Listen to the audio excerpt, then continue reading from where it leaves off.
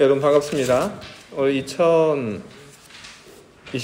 5월 19일 오늘은 성령 강림절입니다. 성령께서 우리 안에 이미 들어와 계시죠? 오래전 하나님께서 우리들에게 성령을 보내주신 후로 모든 믿는 사람들에게 성령이 함께하고 계십니다. 그 성령은 언제나 우리 안에 그리고 우리 곁에 계십니다.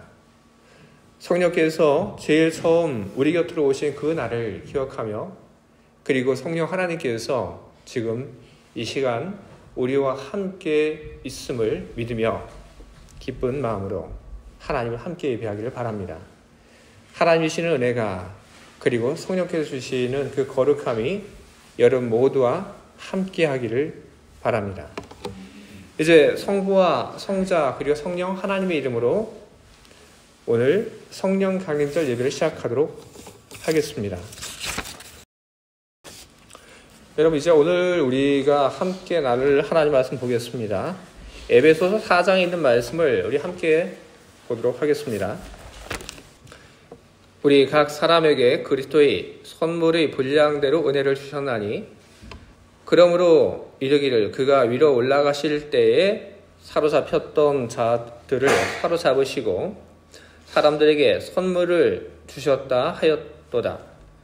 올라가셨다 하였은즉 땅 아래 낮은 곳으로 내리셨던 것이 아니면 무엇이냐?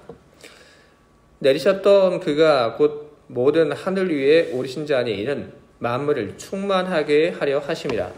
그가 어떤 사람은 사도로 어떤 사람은 선지자로 어떤 사람은 복음 전하는 자로 어떤 사람은 목사와 교사로 삼으셨으니 이는 성도를 온전하게 하여 봉사의 일을 하게 하며 그리스도의 몸을 세우려 하심이라.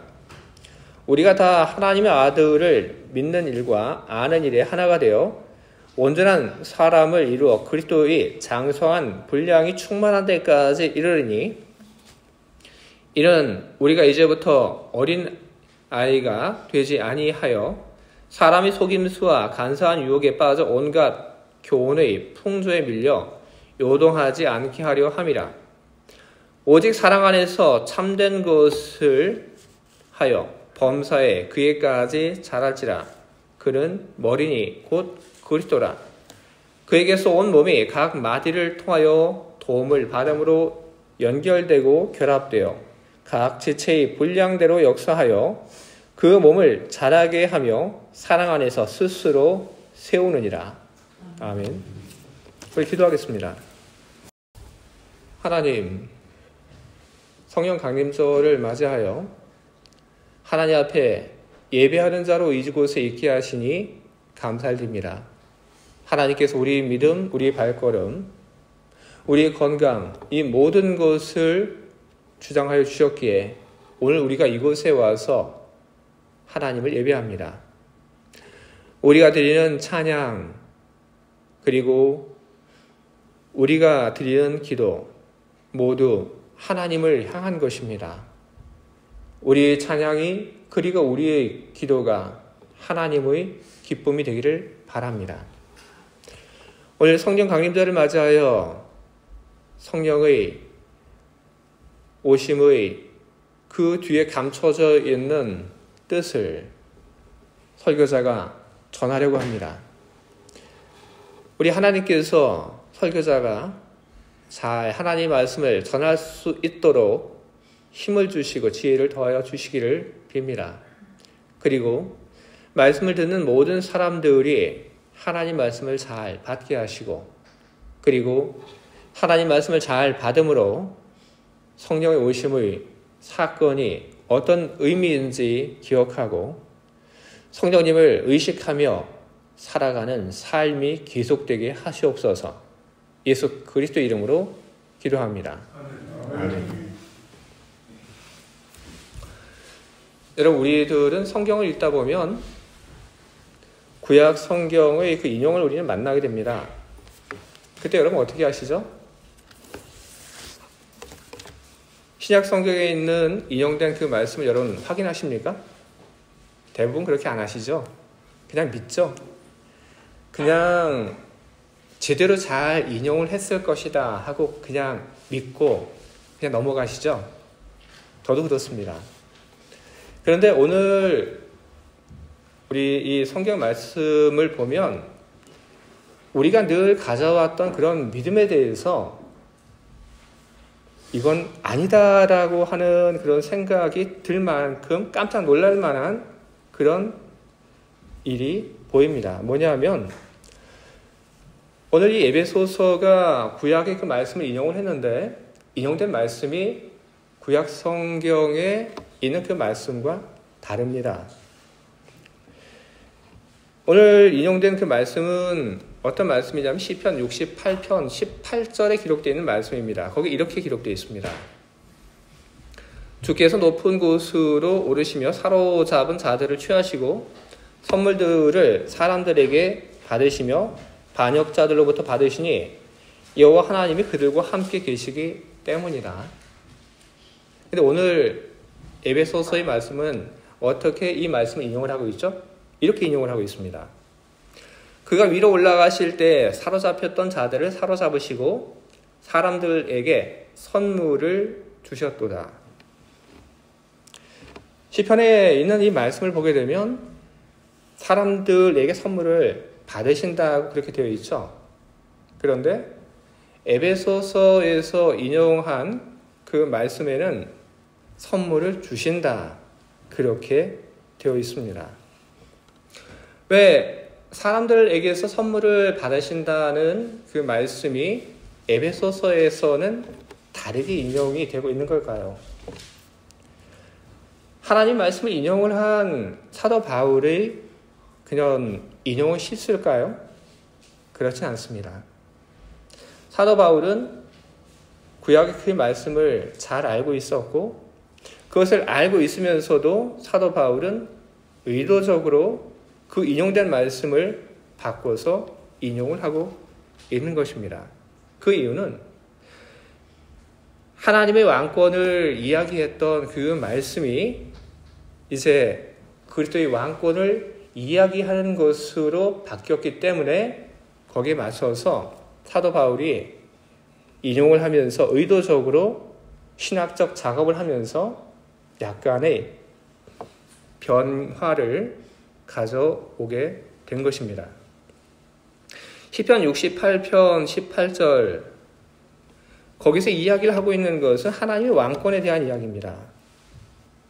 주께서 높은 곳으로 오르시며 사로잡힌 자들을 취하시고 선물들을 사람들에게서 받으시며 주께서 높은 곳으로 올라가신다. 바로 이것은 하나님께서 보좌의 왕위에 올라가신다는 그런 뜻입니다. 여호와 하나님께서 보좌에 그리고 왕위에 올라가신다. 그것은 여호와 하나님께서 신들과의 그 전쟁에서 승리를 거두시고 그리고 그 승리한 후에 최고의 신으로 그리고 왕으로 등극을 하시게 되었다는 그런 선포입니다. 신들의 그 전쟁에 대해서 여호와 하나님께서 그 전쟁에서 승리를 거두셨다는 그런 이야기는 시편에만 등장하는 것이 아니라 출애굽기 15장 모세의 노래에서도 등장을 합니다. 출애굽기 15장 11절 이런 말씀이 기록되어 있습니다. 여호와여 신중에 주와 같은 자가 누구이까? 주와 같이 거룩함으로 영화로우시며 찬송할 만한 위엄이 있으며 기이한 일을 행하시는 자가 누구이니까? 신들과의 그 싸움이 있었다. 그리고 그 신들과의 싸움에서 여호와 하나님께서 승리하시고 그리고 최고의 신으로 등극하셨다. 이런 이야기들은 어떤 것을 두고 이야기를 하고 있는 걸까요? 성경에서 이야기하고 있는 바로 그 신들과의 그 전쟁은 어떤 사건을 두고 이야기를 하고 있는 것이냐 하면 출애굽 사건과 가나안 정복 사건을 두고 이야기를 하고 있는 것입니다. 성경은 히브리 사람들이 이집트에서 탈출한 그 사건이 그리고 히브리 사람들이 가나안 땅을 정복한 그 사건이 단지 사람들이 해서 이런 그런 일들로 본 것이 아니고 탈출한 그 사건이 가나안을 정복한 그 사건이 단지 하나님께서 도움을 주셔서 그런 일들이 일어났다고 본 것도 역시 아닙니다. 어떻게 봤냐 하면 이집트에서 탈출한 그 사건 그리고 가나안 땅을 정복한 그 사건 하나님께서 이집트 사람들이 섬겨있던 그 신들과의 싸움에서 이기셨고 가나안 땅을 정복한 그 사건은 하나님께서 가나안 사람들이 섬기고 있던 그 신들과의 그 싸움에서 그 신들을 다 패배시키시고 그래서 하나님께서 그래서 가나안 정복을 이루셨다. 그렇게 이야기를 하고 있는 것입니다. 신들과의 그 전쟁에서 최고의 신으로 그리고 왕으로 등극하신 하나님, 그 하나님께서 그 후에 그의 백성들을 거룩한 산으로 인도해 갈 것이다. 바로 그것이 시편 18편에 기록되고 있는 내용들입니다. 그리고 시편 18편 18절 하반절에는 또 한 가지의 사건이 언급되고 있는데 하나님께서 그의 백성들을 거룩한 산으로 인도하시는 그 이외에 또 한 가지 놀라운 일들이 일어나게 되는데 그 일들이 무엇이냐 하면 하나님이 선물들을 사람에게 받으시며 하나님께서 반역자들에게도 그런 선물을 받으시게 될 것이다 라는 내용입니다. 선물들을 사람들에게 받는다. 그리고 선물을 반역자들로부터도 받는다. 이 말은 사람들이 하나님이 진정한 하나님이라고 하는 걸 알고 섬기러 나온다는 그런 뜻입니다. 이집트에서의 히브리인들의 그 탈출 사건, 그리고 가나안 땅에 히브리인들이 들어가서 그 땅을 정복하는 그런 사건들, 그런 사건들 통해서 이방 사람들은 보게 됩니다. 자신들이 믿었던 그 신이 참 신이 아니라고 하는 것을, 자신들이 그렇게 섬기고 헌신했던 그 신이 아무것도 아니라고 하는 것을 그들은 다 보게 됩니다. 그리고 또 뭘 보냐 하면 여호와 하나님만이 진정 하나님이시고 여호와 하나님께서 그의 백성을 돌보신다고 하는 것을 모든 사람들이 다 보게 됩니다. 그러니 어떻게 됩니까? 하나님이 하신 그 일들을 다 본 그 이방의 사람들이 이젠 알게 되는 거죠. 내가 여지까지 섬겨왔던 그 신들, 헌신했던 그 신들, 이건 다 가짜구나. 이거는 아무것도 아니구나 하는 걸 알게 됩니다. 그걸 알고 거기에 그치는 것이 아니라 그걸 알게 된 사람들이 그 다음 행동을 하죠. 어떤 행동을 하냐 하면 하나님 앞으로 나오는 겁니다. 하나님 앞에 나와서 하나님께 영광을 돌리고 하나님을 경배하고 그리고 하나님의 구원에 참여하는 그런 일들을 하게 되는 겁니다. 바로 그 광경을 두고 시편은 이야기를 하고 있는 겁니다. 선물을 하나님께서 사람들로부터 받으신다. 하나님께서 반역자들로부터도 선물을 받으신다. 하나님만이 정말 살아계신 하나님이라고 하는 것을 아는 사람들이 하나님을 경외하러 나오면서 하나님께 드릴 그 예물을 가지고 나왔고 그 예물을 하나님께 드린다는 그 이야기를 시편은 하고 있는 것입니다. 바로 이와 같은 시편의 선포를 에베소서는 인용을 하고 있습니다. 에베소서는 시편의 그 말씀을 인용을 하면서 하나님께서 최고의 신으로 등극하신 바로 그 사건, 세상에 있는 그 신들이 아무것도 아니고 우상이라고 하는 것이 드러났던 그 사건, 바로 그것과 똑같은 사건이 일어나게 되었다. 그것을 이야기를 합니다. 바로 예수 그리스도, 바로 그분이 하나님을 이어서 세상의 참 신으로, 왕으로 등극하시게 되었다. 에베소서는 바로 그것을 선포하고 있습니다. 복음서의 그 내용을 보게 되면 예수님의 그 생은 악과의 싸움입니다. 전쟁이죠. 뭘 보면 그런 이야기를 할 수 있냐면 예수님께서 하신 일들을 보면 그런 이야기를 할 수 있습니다. 예수님은 병이 든 사람들을 찾아가셨습니다. 그리고 예수님께서는 그 병이 든 사람들을 고쳐주셨습니다. 예수님은 귀신 들린 사람을 찾아가셨습니다. 그리고 귀신의 그 권세에 눌려있던 사람들에게서 귀신을 내어 쫓으셨고, 그렇게 함으로써 귀신 들린 사람이 새로운 삶을 살게끔 예수님께서 하셨습니다. 바로 그런 일들. 바로 그런 일들이 예수님께서 하셨던 그 일이 다른 것이 아니라 세상의 악과 사단과의 싸움이었다고 하는 것을 이야기를 하고 있는 것입니다. 예수님은 그런 싸움을 계속 하셨습니다. 그리고 예수님이 하셨던 그런 싸움이 후에 이제 끝이 나게 되는데, 어떻게 끝이 나느냐? 바로 예수님의 십자가의 사건과 부활을 통해서 그 끝이 나게 됩니다. 예수님의 승리로 사단과의 그 싸움이 끝이 나게 됩니다.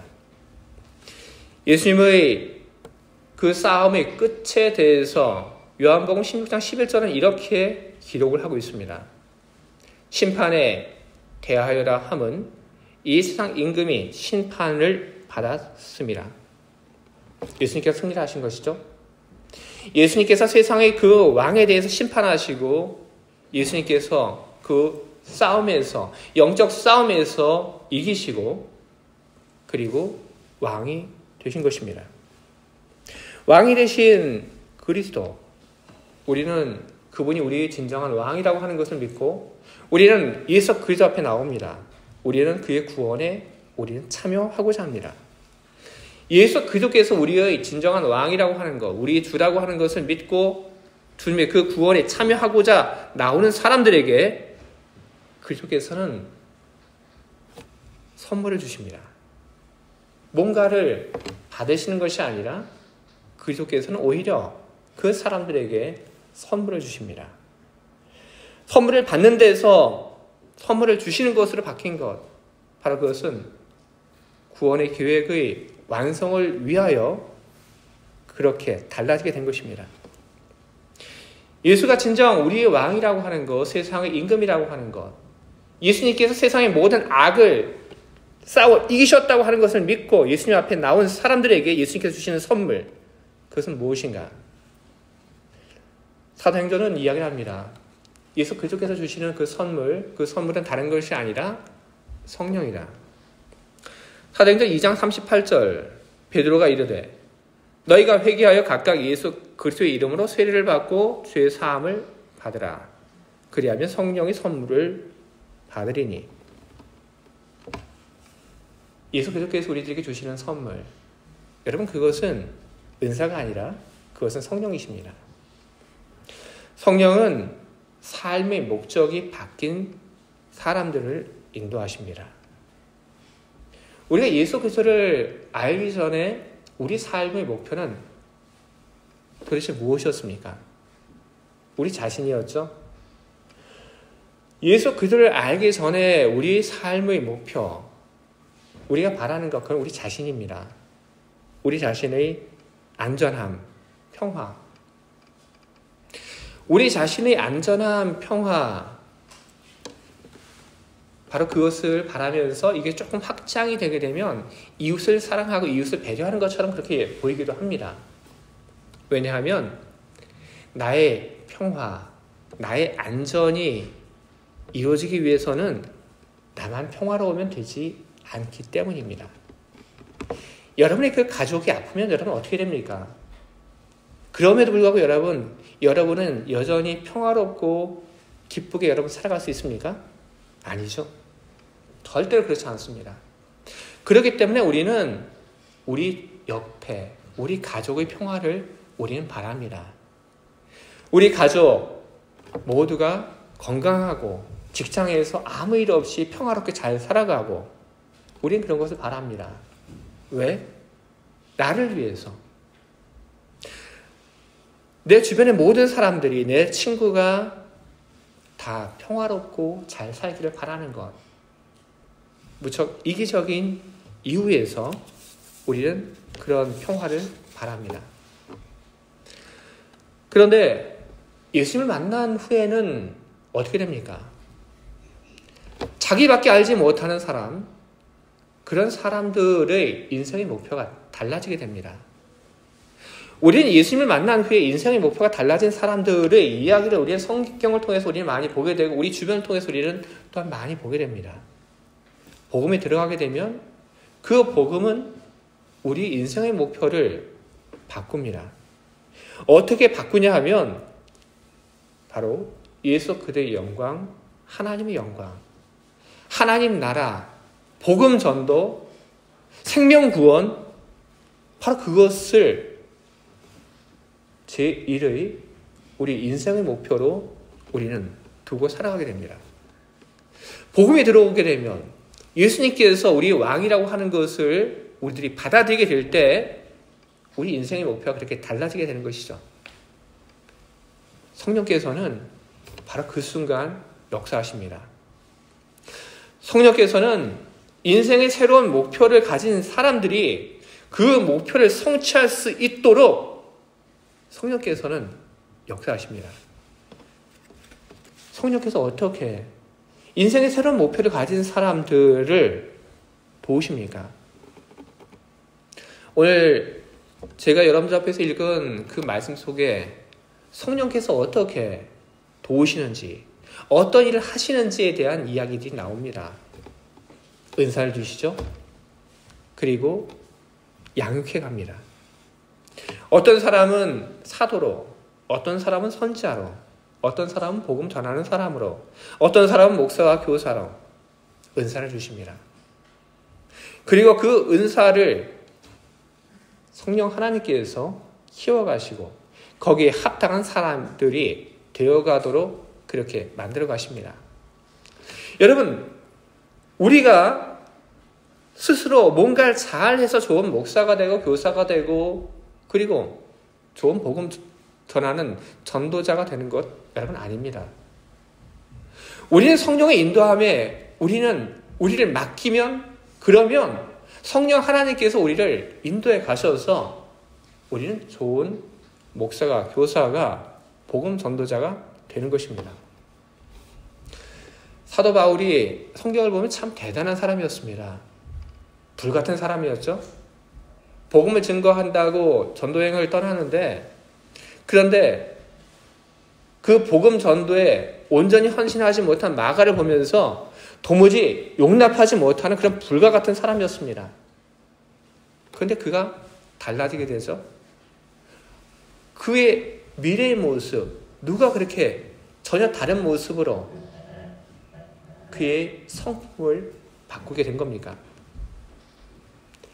사도 바울 스스로 내가 이러면 안 되겠다. 내가 너무 지나치다. 바꿔야지.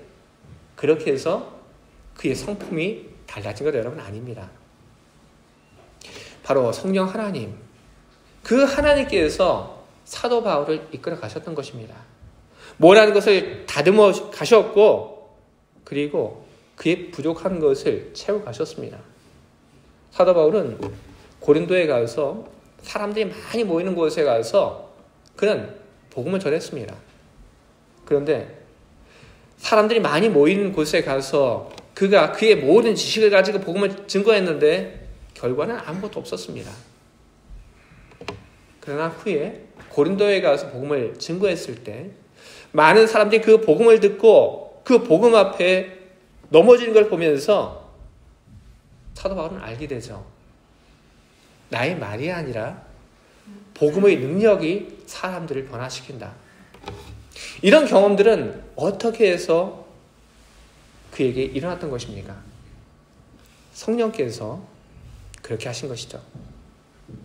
성령의 양육에, 성령의 인도함에 자기 자신을 사도 바울이 맡겼을 때 성령 하나님께서는 그를 좋은 사도로 만들어 가셨던 것입니다. 우리 가운데 그 누구도 자기의 그 힘으로 좋은 목사, 교사, 복음 전하는 사람, 그런 사람이 될 수는 없습니다. 그건 너무나도 힘들고 고통스러운 그런 일들입니다. 그리고 우리의 노력으로 무언가 하려고 할 때 그 결과는 항상 불확실합니다. 누군가는 성공할 수 있겠죠. 하지만 누군가는 결코 그렇게 되지 못할 것입니다. 하지만 우리들이 성령 하나님의 인도함에 우리를 맡기게 될 때, 우리들이 성령의 그 양육에 우리 자신을 의탁하게 될 때, 그때는 결과들이 항상 똑같습니다. 어떤 결과들이 나오냐 하면 좋은 사람, 좋은 목사, 좋은 전도자, 좋은 교사, 바로 성령께서 하시는 일들은 그런 항상 불변의 결과를 만들어내게 되는 것입니다. 성령 하나님께서는 단지 우리에게 어떤 한 가지 은사만을 던지시고 이것을 가지고 너희들 알아서 해라, 그렇게 하지 않으십니다. 하나님 나라를 위하여 헌신하는 그 사람, 복음을 전하는 그 일에 내가 목숨을 다하겠다고 하는 그 사람의 목표를 성령 하나님께서는 끊임없이 도우시고, 그리고 그 일을 이루어갈 수 있도록 지도하시고 이끌어 가시게 되는 것입니다. 주의 사랑하는 교회 여러분, 사도가 된다는 것, 선지자가 된다는 것, 복음 전하는 자가 된다는 것, 목사가 된다는 것, 그리고 교사가 된다는 것, 그것은 원래 예수 그리스도께서 하셨던 일의 한 부분을 맡아서 대신한다는 그런 뜻입니다. 사도, 선지자, 복음 전하는 자, 목사, 교사, 다 예수님께서 하시는 그런 일들 아닙니까? 바로 그 예수님께서 하신 그 일들을 우리는 하나씩 나눠받게 된 것뿐입니다. 하나님 나라를 위하여, 주의 영광을 위하여 우리들이 그것을 하고 싶다고 하니까 성령께서 우리들이 할 만한 일들을 찾아주시고, 그리고 그 일을 해낼 수 있도록 우리를 양육하시고, 우리가 그 일을 할 수 있도록 성령께서 우리를 돕고 계신 것입니다. 주의 사랑하는 교회 여러분, 우리는 이미 성령을 받았습니다. 왜냐하면 우리는 예수님을 우리의 왕으로, 우리의 구주로 고백을 한 사람들이기 때문에 그렇습니다. 그런 사람들에게 하나님은, 예수 그리스도께서는 성령 주십니다. 그래서 우리 모두는 우리 안에 성령을 모시며 살아갑니다. 그런데요, 여러분, 성령이 여러분 안에 계신 그것은 분명합니다. 하지만 많은 그리스도인들이 성령이 내 안에 계신다고 하는 것을 머리로는 알고 있지만 삶으로는 그다지 경험하며 살고 있지 못합니다. 왜일까요? 그 이유는 분명합니다. 자기 인생의 목표를 체인지하지 않았기 때문에 그런 것입니다. 예수 그리스도를 만났지만 여전히 나의 삶의 목표, 인생의 목표를 과거의 것으로 그냥 두고 살고 있기 때문에, 그렇기 때문에 성령께서는 우리 안에 들어와 계시지만 그 성령께서 어떤 일도 하고 계시지 않는 것입니다. 하지만 반면 우리들이 예수님을 알기 전에 가졌던 그런 인생의 목표가 아니라 우리들이 하나님에 대하여, 하나님 나라에 대하여, 복음에 대하여 우리들이 인생의 목표를 갖게 된다면 성령은 그때 역사하십니다. 하나님의 일을 잘 하고 싶어하는 그 사람, 복음을 증거하고 싶어하는 그 사람, 교회를 위하여 선한 일을 하고 싶어하는 그 사람, 성령께서는 바로 그 사람이 가지고 있는 그 꿈을, 그 목표를 이루어갈 수 있도록 도우십니다. 주의 사랑하는 교회 여러분, 여러분 안에 성령이 함께하고 계심을 믿으시기 바랍니다. 우리는 예수님을 우리의 왕으로 고백한 그런 사람들입니다. 예수님께서는 우리들에게 성령을 보내주셨습니다. 이제 우리는 우리의 삶의 목표가 무엇인지 우리는 다시 한번 우리는 확인을 해야 합니다. 인생의 목표, 편안함, 그리고 나 자신에게 두지 마시기 바랍니다. 우리 인생의 목표를 더 거룩한 곳에 하나님에게 그리고 복음에게 두시기 바랍니다. 여러분의 결단, 바로 그 결단을 성령 하나님께서는 기뻐하시며 여러분을 이끌어갈 것입니다. 끊임없이 여러분 자신을 성령의 인도함에 그리고 성령 하나님께서 여러분을 양육하는 데 맡기시기 바랍니다. 예배 잘 드리시기 바랍니다. 여러분 기도 열심히 하시기 바랍니다. 그리고 또 찬송도 여러분 힘있게 잘 하시기 바랍니다. 우리 성령 하나님께서 우리들에게 바로 그런 일들을 하게 하시고 우리는 그런 속에서 우리는 성령의 양육을 받게 될 것이고 그런 양육 속에서 우리는 온전한 하나님의 사람이 되고 우리는 좋은 그리스도의 일꾼이 되어 갈 것입니다.